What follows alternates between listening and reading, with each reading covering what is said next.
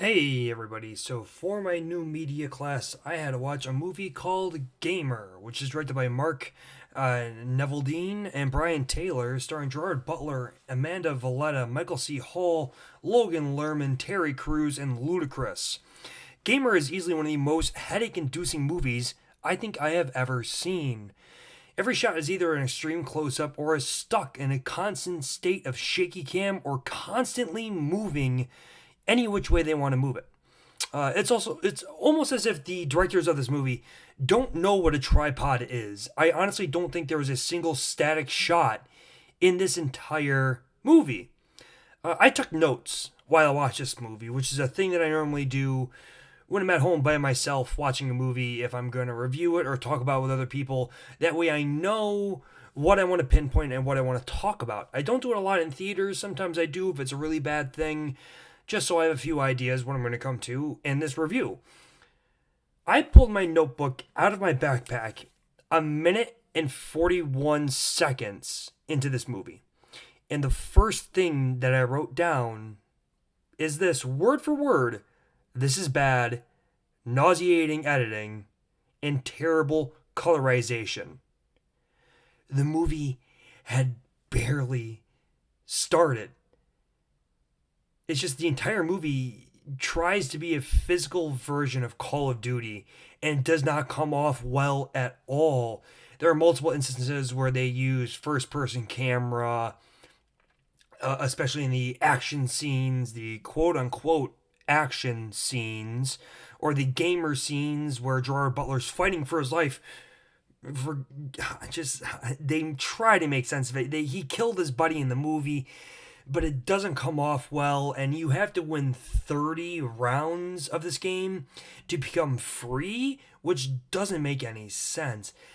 It's like in the movie Death Race with Jason Statham, you have to win, I think, 5 races to get out, and after the second race that Jason Statham wins, then they start trying to actively kill him. In Gamer, Michael C. Hall waits to kill Gerard Butler until he's already won 28 rounds of this game. Why did you wait so long? And in the game itself, when do you decide when it's done? Are you on teams? That doesn't make any sense if you're trying to get people one on one to save their lives and get out of prison. How do you just? How are there people in the vans when they're done? We're going back to the compound. That doesn't make any sense to me. They try to build this dystopian world that doesn't come across as dystopian at all. The entire thing's it just tries to be something that it's not. It tries to be smart by creating this world, but it just feels half-assed and lazy. It's an amalgamation of a dozen dystopian sci-fi movies, and it takes all of the worst aspects of every single one of them. It doesn't let you see what the outside world looks like to see if it really is dystopian. Oh, you can plug in and control people like the Matrix, and you can live your wildest fantasies. Okay, like, I get it, that's a fucked up thing to do where people can kill other people, assumedly, in this VR esque experience. But what exactly in the rest of the world makes this dystopian? It doesn't explain itself in the entire movie. It, it's just the editing is horrendous. It hops all over the place.